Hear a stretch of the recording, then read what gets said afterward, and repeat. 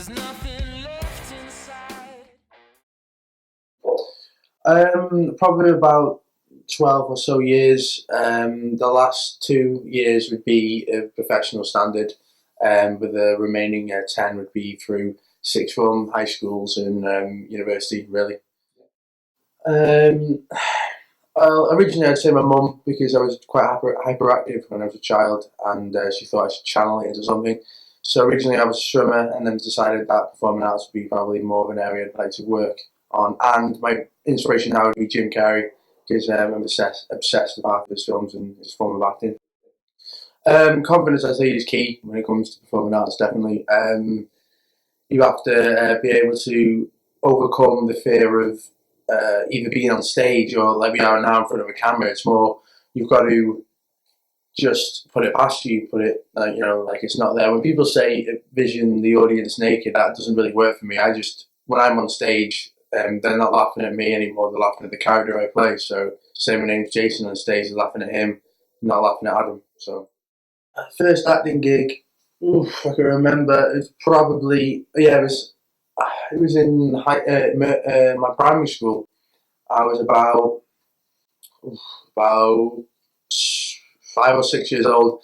I played Harry Potter, well, a form of Harry Potter, in a some sort of compilation play, which was meant to be to do with the royal family. Like they were watching television, they were watching The Weakest Link, and I was one of the contestants, and the contestant was Harry Potter. One of my friends was James Bond, and then we all had our things to say. But that would be probably the first form of acting, but not any major one-line roles on my own. Yeah. Well, I've always been interested in writing my own stuff, like script writing or directing in itself. But also, when I was younger, I was obsessed with an art form called free running, which basically means I obviously it's from getting from A to B is what the whole gist of it is. But when it comes to acting, I can use that to do my own stunts myself. So most actors usually don't like doing their own stunts. Like I know Tom Cruise does about 90% of his own actual stunts, what they allow him to do. And I think with able to doing that when I was younger, sort of like an emotional memory sort of thing, I'd be able to bring it to the table and the studio wouldn't have to spend more money on a double unless they know that what I had to do would hurt me, even if I'm not trained or I am. But yeah. Well, I've always just liked to do different accents from picking them up from TV and maybe taking the mick out of certain actors. Not necessarily amazing at impressions. I've only been able to do like two or three, or maybe just actually two. But the accents they just come and go. Like usually I pick them up from a young age, like watching people do a Scottish accent on TV or an Irish one or French or different part of the UK. Are usually the easiest ones because it's in the close area, so you don't have to think about it too much. I'm not an amazing singer, no, not. But like I said, then when I was in Beauty and the Beast, I did when I was younger. If I had a bit of training, I think I could get like a better voice, but it wouldn't be anything high pitched. It'd be like soprano, sort of low tempo singing. I studied acting at the University of South Wales, Newport. Obviously, in Newport. Yeah, it was a BA Honours bachelor's degree in performing arts, not acting, which most people think is the same. But what's the difference is that acting focuses on just the actor and the stage and how you are. In performing arts, we do everything else from costume to lighting to sound to directing and writing our own stuff. For the last 2 years, I've had some extra work and some featured walk-ons on episodes of Casualty and Atlantis.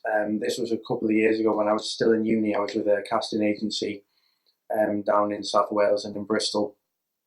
So yeah, they basically would email me if there's any acting jobs. I'm still with the agency themselves, so if I get an email for availability for either an extra work or maybe an audition for a featured walk-on, then yeah, I'd be able to just get down there and film it for a couple of days and then come back home, and then eventually it'll be aired on TV months later.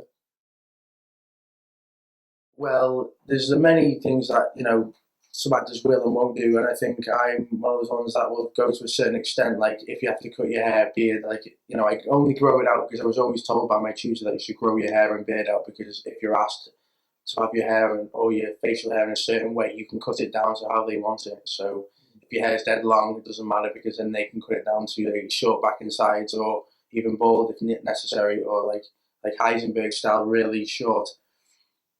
And like same again with the beard, I grow it out just so that if they need me to have it big or cut down just a goatee, it's there ready to be designed.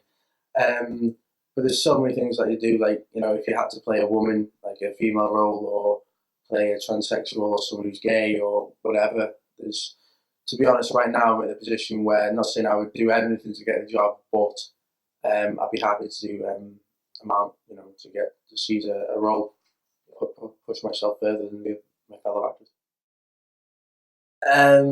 Well, my favorite actor I'd have to say Jim Carrey, from like The Grinch or like Liar Liar, stuff like that. But an impression, uh, it'd be hard. I'd have to think of one from Jim Carrey film. Uh, I'd have to probably do like The Mask, yeah. Uh, Party because I gotta. That wasn't exactly the best one. If I had a green face, it might have worked a bit better, but no.